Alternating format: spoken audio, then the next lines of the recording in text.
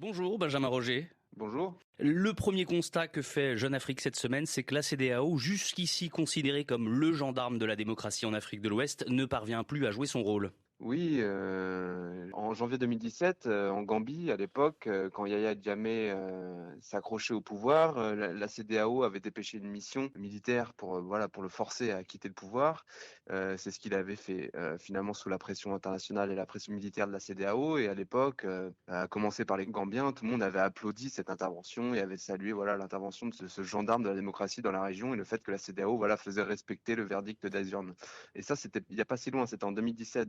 Et aujourd'hui, on voit avec la succession de coups d'État qui ont commencé au Mali en 2020 et qui s'est propagé ensuite au Sahel, on voit bien que l'image de la CEDEAO, pour une série de raisons diverses, est largement écornée et aujourd'hui très très critiquée. Et aujourd'hui, plutôt que de gendarme de la démocratie, la CEDEAO est très affaiblie et très critiquée et aujourd'hui considérée par beaucoup en Afrique de l'Ouest d'abord et avant tout comme un syndicat de chefs d'État qui ferait d'abord et avant tout du deux poids deux mesures en fonction des pays, des intérêts et des présidents en place. Et est-ce qu'aujourd'hui, c'est l'avenir de l'organisation ouest-africaine qui est en jeu? On a bien vu que la CEDEAO avait du mal à chaque fois à adopter le ton juste et il y a une succession de mesures qui ont été prises, qui ont été très critiquées. Les juntes ont habilement au pouvoir ont habilement surfé dessus et on voit bien que depuis 4 ans, la CEDEAO ne parvient pas à sortir de cette spirale et aujourd'hui elle est très affaiblie.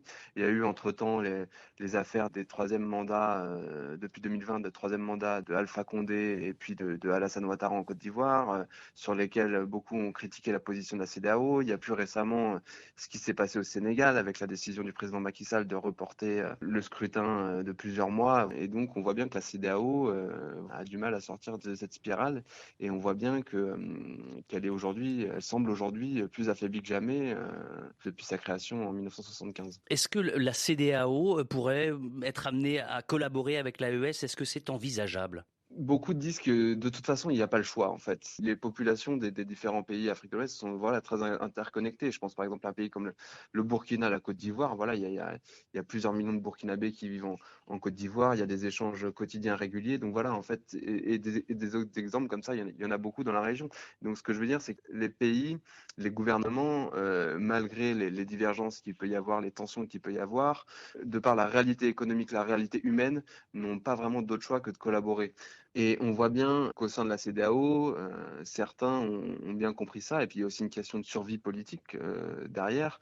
Et donc on voit bien que la CEDEAO, là au dernier sommet, a décidé de lever les sanctions contre le Niger, le Mali, et on voit bien que en fait la volonté derrière, il y a une volonté de négocier pour essayer de faire en sorte de remettre tout le monde autour de la table, de voir si on peut continuer à travailler ensemble d'une manière ou d'une autre. Merci Benjamin Roger, votre article à lire dans Jeune Afrique cette semaine. Merci à vous.